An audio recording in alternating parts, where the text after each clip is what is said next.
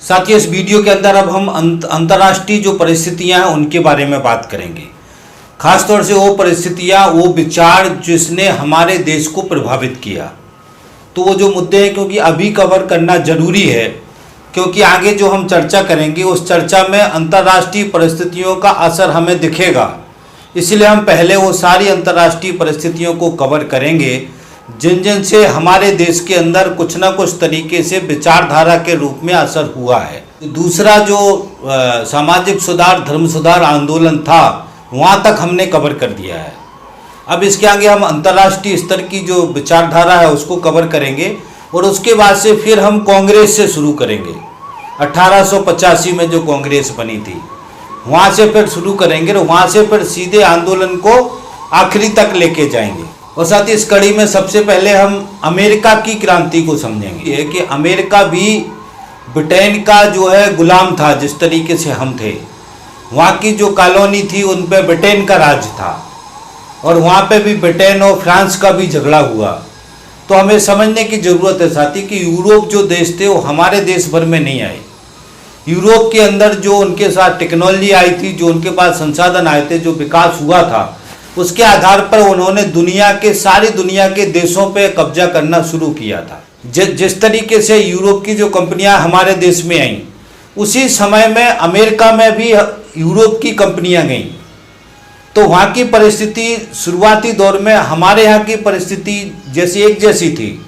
तो साथियों, अब हम चर्चा यहाँ से शुरू करते हैं। समझ लेते कि अमेरिका जो है पहले से एक वहाँ पे संस्कृति थी, सभ्यता थी और काफ़ी प्रगतिशील सभ्यता थी। यूरोप के देशों को अमेरिका के बारे में जो रूट है, समुद्र मार्ग है, वो पता नहीं था।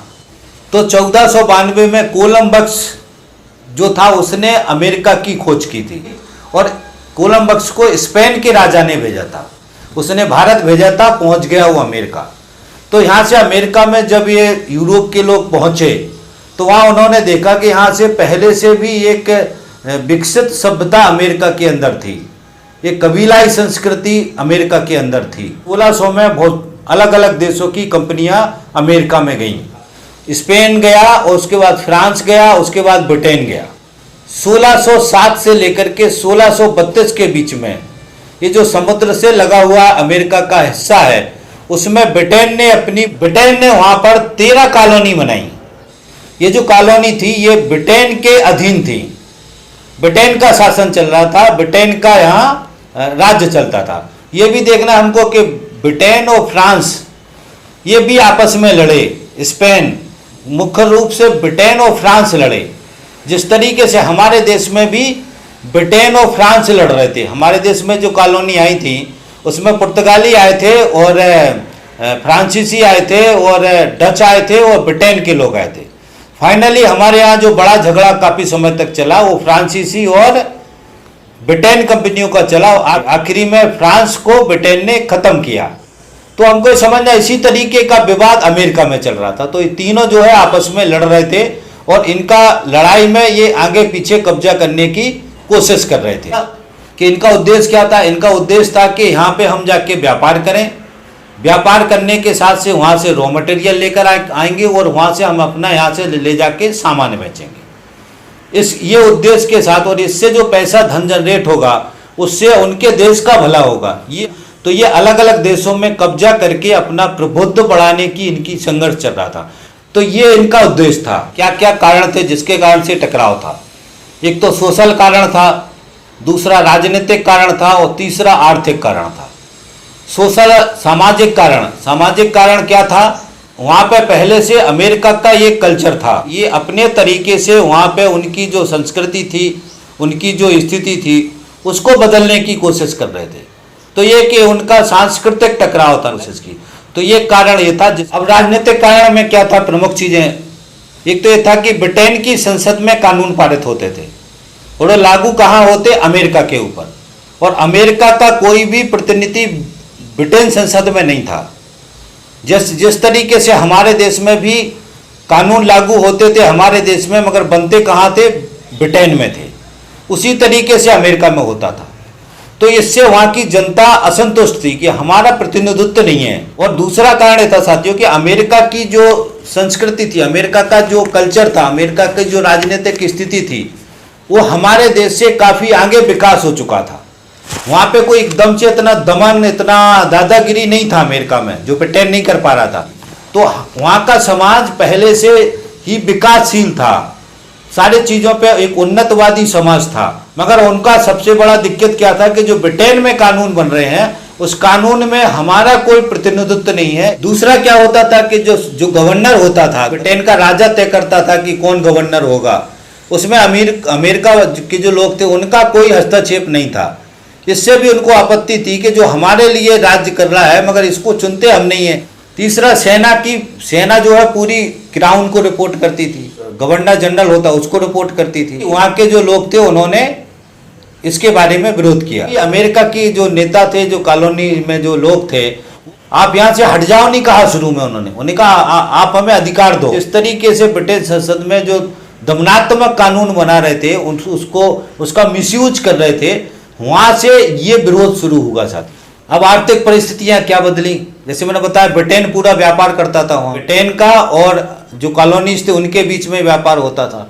उसके बाद क्या हुआ कि फिर कॉलोनीज और कॉलोनीज के बीच में व्यापार होने लगा। इससे क्या हुआ कि उनकी आपस में एकता बनी, और एकता बनने के बाद से आपस में व्यापार संबंध बने।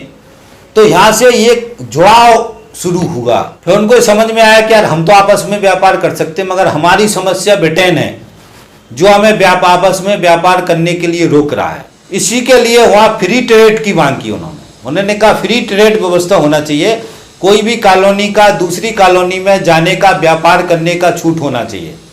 उसके अलावा और दूसरे देशों में भी जाके भी व्यापार कर सकते, इसकी छूट होना चाहिए। उन्होंने एक आंदोलन शुरू किया।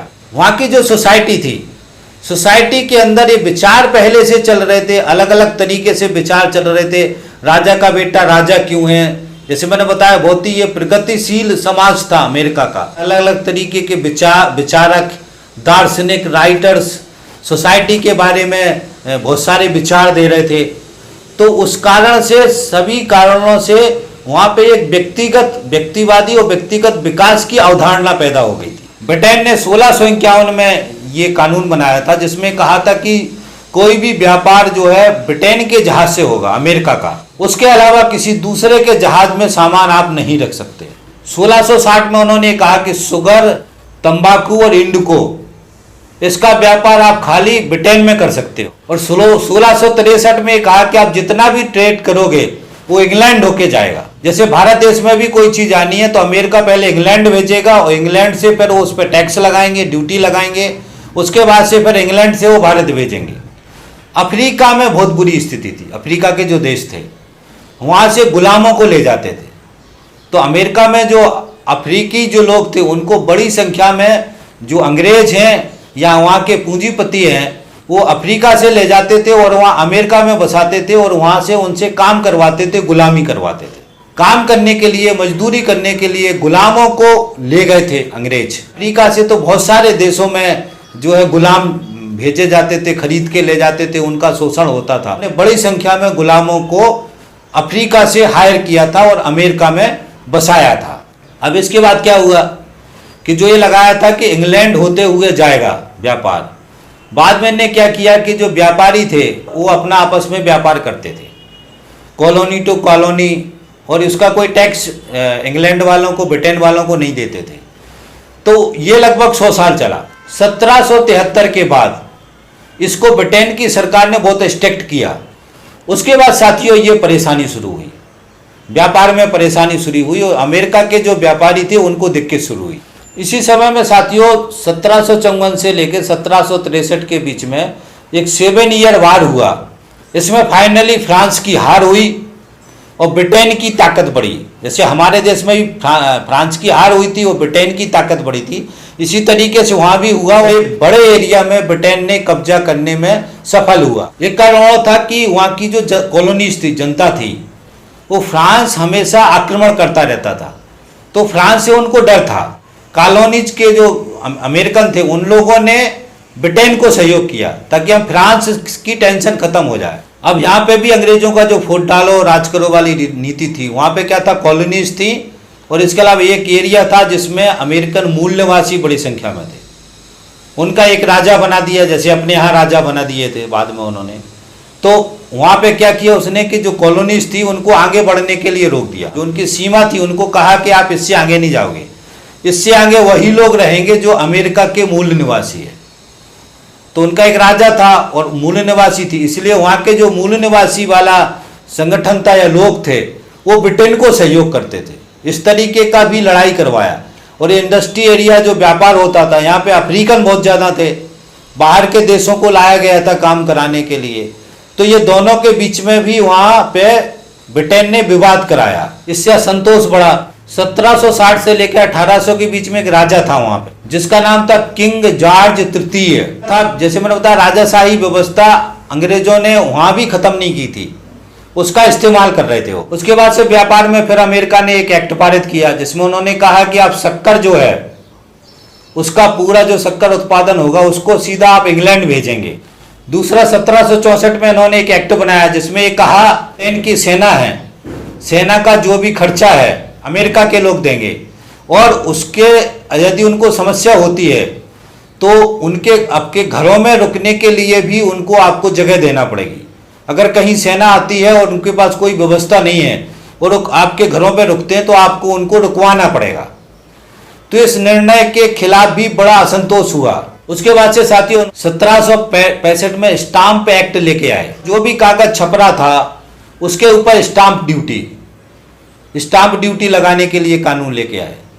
वो स्टाम्प ड्यूटी में उन्होंने जब लगाई तो उसके बाद से जो है खासतौर से वकील और जो पेपर वाले थे, जर्नलिस्ट थे, जो पत्रिकाएं चलाते थे, उनको बड़ी प्रॉब्लम हो गई। उनके ऊपर बड़ा कर का बोझ आ गया। ब्रिटेन की सरकार थी, उसके खिलाफ आंदोलन शुरू किया और उन्होंने कहा कि नो टैक्सेशन विदाउट रिप्रेजेंटेशन, कि जब तक हमारा प्रेजेंटेशन ब्रिटिश की संसद में नहीं होगा तब तक हम आपको कोई टैक्स नहीं देंगे। तो इन्होंने ये आंदोलन शुरू किया।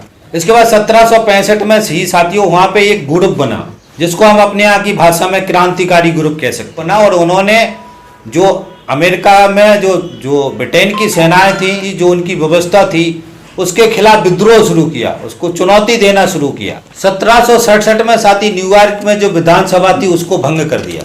यहाँ से अंग्रेजों का भी दमन शुरू हो गया। उसके बाद चाय, पेपर, गिलास, जमीन, इस पर टैक्स लगा दिया। और एक इसी विद्रोह में 1770 में 5 लोगों को मार दिया। मगर अमेरिका में 5 लोगों को मारना इतना बड़ा मुद्दा बन गया। जो क्रांतिकारी थे, जो इनके विरुद्ध लड़े, उन्होंने उसका बहुत ज़्यादा प्रचार किया। जैसा कांड अपने यहाँ जलियांवाला कांड हुआ, निहत्थे लोगों को मार दिया। अमेरिका में एक बड़ा आंदोलन चला, बड़ा गुस्सा लोगों के अंदर पैदा हुआ। 1773 में चाय पर टैक्स लगा दी, सभी टैक्स हटा दिए, चाय पर टैक्स लगा दिया। फिर वहाँ से जो विद्रोही ग्रुप थे उन्होंने चाय का बायकाट करने का फैसला किया। पहले उन्होंने कहा कि हम चाय को उतरने नहीं देंगे, यहाँ चाय उतर भी जाएगी तो यहाँ बिकने नहीं देंगे। 1773 में चाय का जहाज वहाँ पहुँचा। फिर वहाँ का जो राजा था जो अंग्रेजों के साथ था, उसने बोला हम चाय उतरवाएंगे, अमेरिका का सहयोग किया। वहाँ पे फिर ये लोग सेना की वर्दी पहन करके ये लोग जाके वो जितनी चाय रखी थी उस जहाज में उसको इन्होंने समुद्र में फेंक दिया। फिर 1774 में फिर कानून लेके आए अंग्रेज और यहाँ से इन्होंने दमन की नीति को ज़्यादा तेज किया। इन्होंने पब्लिक मीटिंग पर रोक लगा दी। जो बंदरगाह पे जिसपे ये जहाज खड़ा था उसको बंद कर दिया, हर्जाना मांगने लगे। इसी समय में जो 13 कॉलोनीज थी उनने मिलकर के एक मीटिंग की, अधिवेशन किया था। ये पहली कांग्रेस थी और उन्होंने मिलकर के फैसला लिया कि हम ब्रिटिश का जो विदेशी सामान है उसका हम बहिष्कार करेंगे और स्वदेशी सामान अपनाएंगे। ये आंदोलन हमारे देश में गांधी जी ने चलाया। ये हमको समझना है, ये दुनिया में चले जो आंदोलन है उस आंदोलन का असर हमारे देश में हुआ। और ये कहा कि इसके साथ हम ब्रिटेन के साथ अब व्यापार नहीं करेंगे। यहाँ पे एक बड़े विद्रोह का तैयारी हो गया और यहाँ पे एक यूनाइटेड स्टेट बनने का रास्ता भी बनता जा रहा है। और अप्रैल 1775 से लड़ाई शुरू हुई, सीधा झगड़ा शुरू हुआ। उसके बाद से कुछ जगह कब्जा कर पा रहे थे, शहरों पे कब्जा करना मुश्किल हो रहा था। इसके बाद इन्होंने उस राजा को लेटर भेजा कि भैया ये हमें लड़ाई लड़ रहे हैं, इसमें सहयोग कर। जो राजा ब्रिटेन का गुलाम था जैसा हमारे यहाँ लक्ष्मीबाई ने जो लेटर भेजा था जयाजीराव सिंधिया को, तो जयाजीराव सिंधिया अंग्रेजों का गुलाम था तो लड़ने आ गया। इसी तरीके से उस समय जो अमेरिका में जो राजा था वो ब्रिटेन का गुलाम था और उसको इन्होंने खत लिखा तो वो उल्टा हो गया और इनसे लड़ने को तैयार हो गया और राजा ने कहा कि आप देशद्रोही हो, आप लोग गलत हो। इसके बाद ये भी समझना शादी की जो कॉलोनिस्ट थी उसमें भी ब्रिटेन के सपोर्टर थे, खासतौर से व्यापारी वर्ग जिनको ब्रिटेन से व्यापार करने में बड़ा फायदा होता था, कुलीन वर्ग के लोग, और उसके साथ में ब्रिटेन के कुछ वफादार थे। इनकी संख्या लगभग 15% के आसपास थी जो ब्रिटेन के वफादार लोग थे। ये ब्रिटेन के साथ थे, ब्रिटेन को सपोर्ट कर रहे थे। अब हमारे यहाँ की परिस्थिति भी देखो कि हमारे यहाँ राजा और इनके सपोर्टर जो रियासतें थी वो सब किसके साथ थी? ब्रिटेन के साथ थी। हमारी जो ब्रिटेन की सेना में कौन थे? भारतीय थे।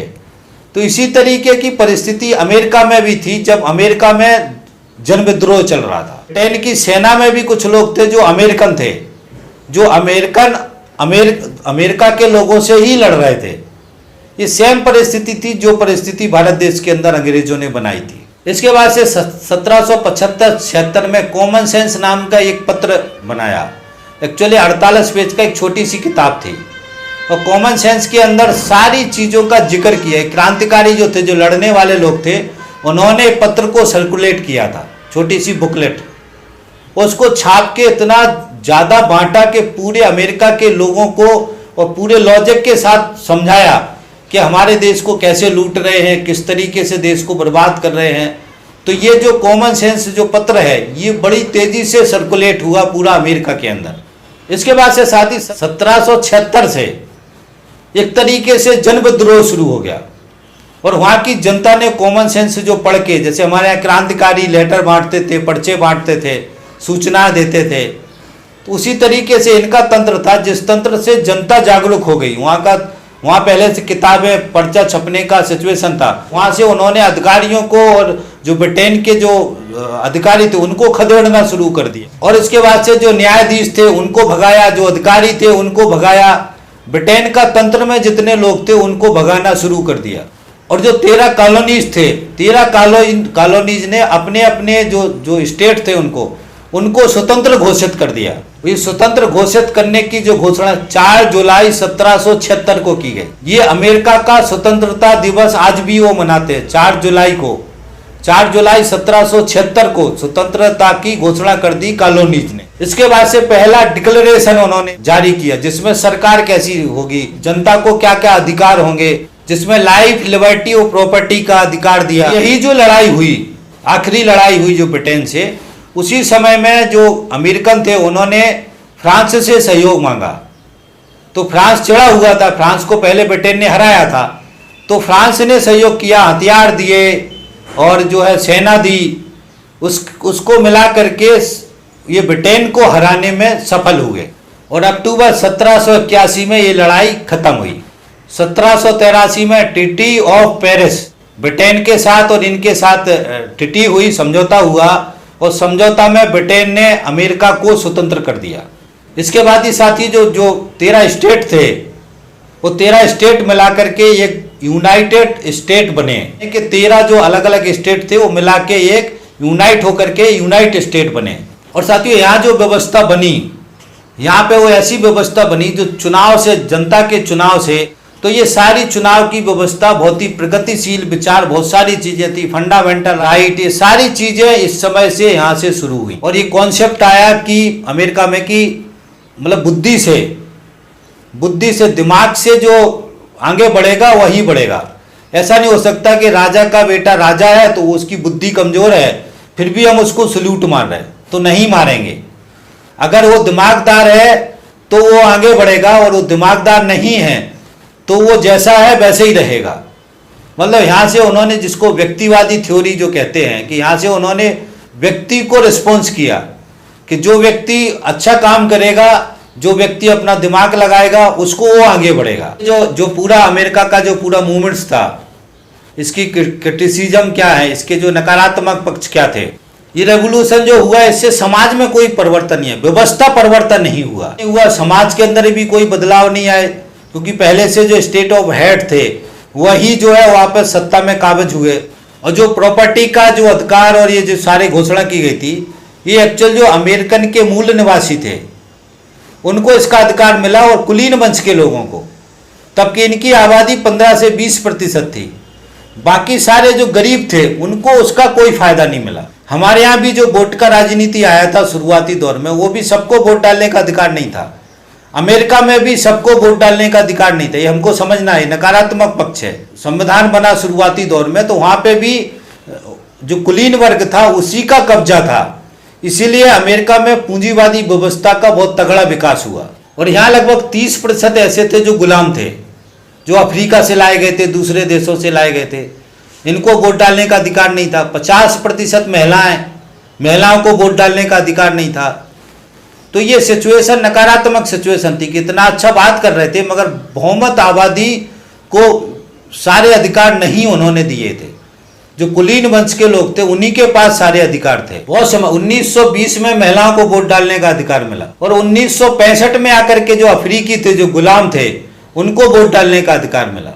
तो अमेरिका का जो लोकतंत्र है उस पर भी पूंजीपतियों का, खासतौर से जो गोरे पूंजीपति थे उनका कब्जा रहा।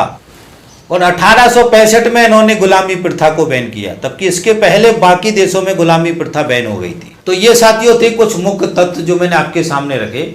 और हमें समझना है साथियों कि मैंने इसलिए आपको बताने की कोशिश की कि अमेरिका का ब्रिटेन का गुलाम था, हम भी ब्रिटेन के गुलाम थे। अमेरिका के अंदर एक पूंजीवादी व्यवस्था कायम हुई, हमारे अंदर भी पूंजीवादी व्यवस्था कायम हुई, मगर अलग तरीके की हुई। मैं आगे आपको समझाऊंगा। और उस समय जो विचार थे दुनिया में, जब अमेरिका में ये स्वतंत्र ये सरकार बनी 1776 में, जब ये इंडिपेंडेंट हुए, इन्होंने ब्रिटेन को भगाया वहां से। उस समय दुनिया में पूंजीवादी व्यवस्था के ही ब्रिटेन के नेतृत्व में जो टेक्नोलॉजी थी उसी के विचार थे। उस समय मार्क्स पैदा नहीं हुआ था। मार्क्स के पैदा होने के बाद जो समाजवादी विचारधारा का जो थ्योरी मार्क्स ने दिया, उसके बाद साथियों स्थिति बदली। उसके बाद ये भी समझना है कि जो इटली में और जर्मनी में जो मुसोलिनी और हिटलर ये जो फांसीवादी विचार लेके आए थे, इसकी वजह से भी एक अलग तरीके की परिस्थिति दुनिया में बनी। तो ये विचार थे साथियों, ये हमको अभी हम आगे वीडियो में समझेंगे। तो ये विचार उस समय नहीं थे जब अमेरिका की क्रांति हुई। और अमेरिका की क्रांति के बाद से अमेरिका में एक लोकतंत्र विकसित हुआ। इसलिए हम कहते हैं कि अमेरिका का लोकतंत्र सबसे पुराना लोकतंत्र है। मगर अमेरिका के लोकतंत्र में पूंजीवादी, पूंजीपति, स्वतंत्र व्यापार, उसको पूंजीपतियों ने चलाया। व्यक्तिवाद, ये सारा जो पैटर्न था एक अमेरिका के अंदर, उस पैटर्न को वहां के पूंजीपतियों ने लागू किया। इसलिए अमेरिका के अंदर बहुत ही जल्दी से पूंजीपतियों का बहुत तेजी से विकास हुआ, बहुत तेजी से विकास हुआ। और वहां पे बड़ी बड़ी कंपनी खड़ी हो गई, टेक्नोलॉजी खड़ी हो गई। व्यक्तिगत जो उन्होंने कॉन्सेप्ट लेके आए थे उससे बहुत सारी टेक्नोलॉजी को उन्होंने डेवलप किया। उसका नकारात्मक पक्ष भी है, सकारात्मक पक्ष भी है। तो पूंजीवादी व्यवस्था का उदय अमेरिका के नेतृत्व में दुनिया में पैदा हुआ, इसको समझना। इसका सारांश यही है। ब्रिटेन के नेतृत्व में एक पूंजीवादी जो व्यवस्था शुरू हुई थी, उस व्यवस्था को कंट्रोल किसने किया बाद में? अमेरिका ने। वो अमेरिका में एक नई तरीके की पूंजीवादी लोकतांत्रिक व्यवस्था पैदा हुई। इसलिए पूंजीवादी व्यवस्था का मुखिया आगे चल के अमेरिका बना। पूंजीवादी जो विचारधारा का मुखिया कौन था? अमेरिका था। इतना ध्यान रखना है। बाकी फिर हम आपको आगे और समाजवादी और ये फांसीवादी विचार जब आगे समझाएंगे तो आप इन सारी विचारधाराओं को साथ ही समझ पाएंगे। तो इस वीडियो को साथ ही मैं अब यहीं ख़त्म करता हूँ। मैं आपसे निवेदन ही करता हूँ कि यदि आपने हमारा चैनल सब्सक्राइब नहीं किया हो तो उसको चैनल को सब्सक्राइब कर लें, उसको शेयर करवाने में सहयोग करें जो वीडियो हम बना रहे हैं, ताकि ये आम जनता को पहुँच सकें। और हमारी जो दर्शन की सीरीज है प्ले लिस्ट में, उसके वीडियो जरूर सुने समय निकाल करके। तो इसी आशा उम्मीद के साथ कि आप सहयोग करेंगे, मैं अपनी बात खत्म करता हूँ। थैंक यू साथी, धन्यवाद, थैंक्स। मिलते हैं अगले वीडियो में।